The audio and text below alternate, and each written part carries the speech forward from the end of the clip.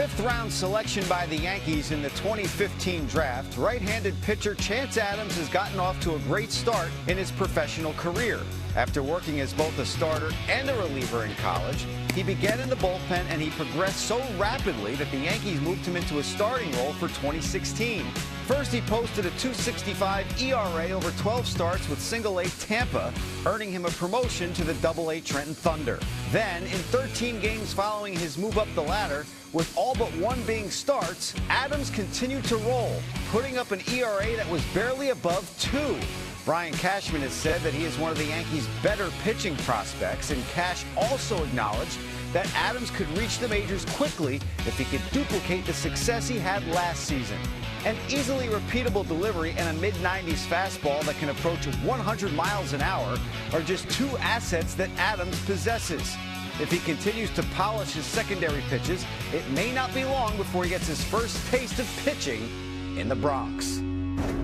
Sheeran giving us a feel for Chance Adams. Love the jump he made last year, single to Double-A. He gets up to Trenton, goes 8-1 with an ERA of about 2, a batting average against of 145. And he was one of the guys the Yankees highlighted this past week during their Yankees winter warm-up. Chance Adams, along with James Caprillion, Gleyber Torres, Clint Frazier, and Starlin Castro, went around the town, little meet and greet, gave away some tickets to fans as well. So Chance Adams a part of that. And I want to go back to something you touched on earlier, the opportunities for these players to open some eyes in spring training. Everybody talks about Luis Severino. He's 22. Don't give up on him. Chance Adams is good, and he's only 22. And you could see him in a different role. He's worked as both a starter and a reliever, and Brian Cashman has shown that if you are the best arm, he will find a spot for you on that team. So he's a guy that if he continues to pitch well, could find himself up in the majors. But there are always a couple guys that you don't hear about that emerge as well, and that's going to be one of the things to watch out for this spring training. They'll obviously invite some guys, but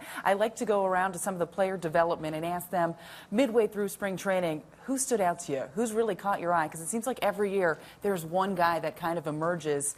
And let's not forget about the guys that were already on the team that have a chance of making the team. The Luis Cessas, who's very young in his own right. Luis Severino. You still have Aaron Judge. You still have these guys who aren't the prospects that everybody's really excited about now because we've already seen them, but they are guys that still need to prove themselves at the major league level. Yeah, throw Chad Green into that. What we're talking about is young power arms for these Yankees. They're stocked with them now. Well, it's great opportunities for these young kids, but I'm on board with Meredith. The best part of spring training is going down there and having players make an impression that you maybe didn't know about. They didn't have the big name. Caprillion has the big name. Wouldn't be surprised if he makes an impression, a first-round pick. Chance Adams didn't have that big name until you go out there and win 13 games and have an ERA in the 2s. So spring training is a land of opportunity for the Yankees this year. It's never been that way in the past, but a lot of young players and a lot of rehab players are going to get a chance to show what they want to do. When you look at their farm system right now, and a lot of people who go out there, the publications that rank them, they're putting the Yankees in the top 3 with their farm system. So that's how much talent they have. And if you try and trace this narrative back a little bit, go back to the early 90s when the Yankees started to become a powerhouse with the Core 4 or the Fab 5, if you want to throw Bernie Williams in there. Well, I'm not saying any of these guys are suddenly going to become the Core 4 or the Fab 5, but that's how you build a winner. You build it with youth, and that's why the Yankees are excited about these players. The Torreses, the Fraziers, the people, the Caprillions. You know, the Jeters and the Posadas and the Pettits, they were those kids one day. The Yankees are hoping that that youth injection is what helps lift them to their next World Series at some point. And in speaking with a lot of these guys, they believe they could be the next Core 4, the Core 5.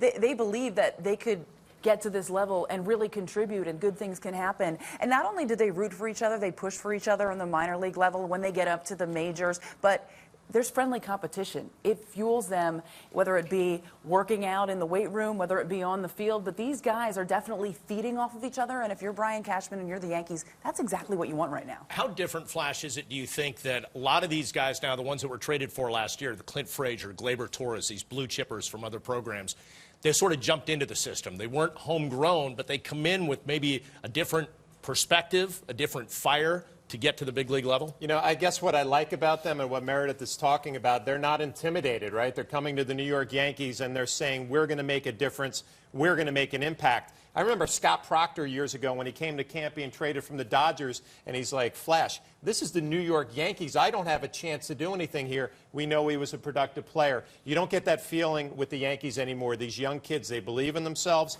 But that top 10 prospect list, that's not all the Yankees have. They have 10 through 20 who are sitting there with a little chip on their shoulder saying, why am I not getting the recognition? I'm going to go show some people. And I think what you guys are both talking about, I think it works both ways, because having talked to Frazier with that day in Atlanta, which again, Bob, that's coming up on a feature, he said that he tried to do too much when he got traded to the Yankees. He was a Cleveland Indians player.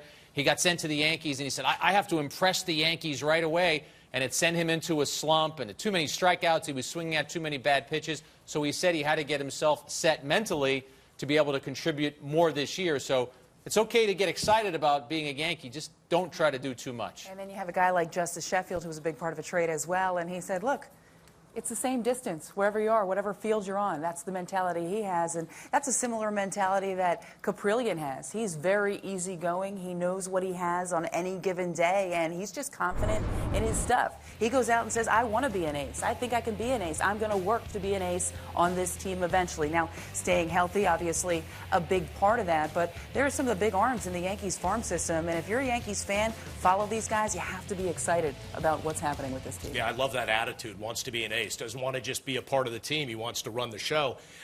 Final question about some of these prospects, Flash, and I just think that with the opportunity that's there and it being so different, Brian Cashman even said that there are certain guys that they're looking at. They're not sure, like I think of the back half of the rotation. Is it going to be Severino, Green, Sessa? But there's some great options. Well, they're great options. I mean, I love Sessa and what he did, his attitude, his mentality out on the mound. I think he's going to be a plus. Mitchell, we got to remember, threw a great game against the Red Sox at the end of the year. I think he's going to be a guy that's going to be somebody to look out for if he can stay healthy again. Adam Warren, we know what he can do. I mean, he can be a starter, he can be a reliever.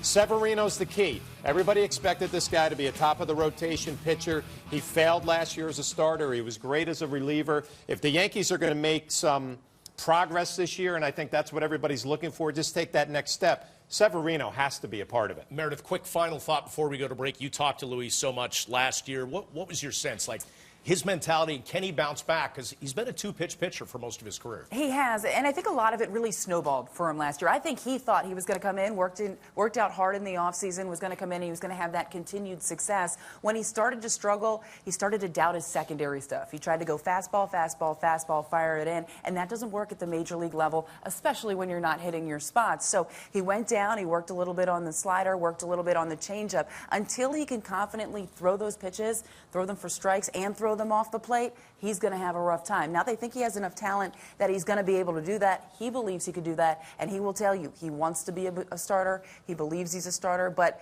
it's a good option to have in that bullpen should it not work out.